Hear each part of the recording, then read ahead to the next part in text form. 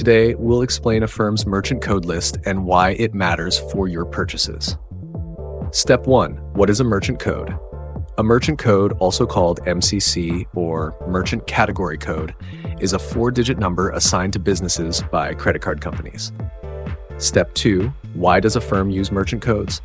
Affirm uses these codes to categorize where you're making purchases, helping them assess risk and decide loan terms.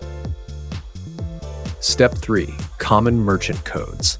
Codes differ by industry, like retail stores, travel agencies, or restaurants. Each has its own code.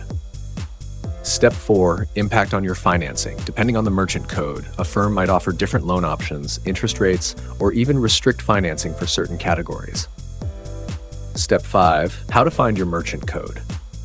You usually can't see the code directly, but customer support or the merchant can sometimes provide it.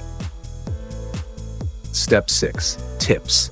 If you plan to finance a purchase, check with the merchant or Affirm support to understand if your purchase qualifies. That's a quick look at Affirm's merchant code list and how it influences your financing. Thanks for watching.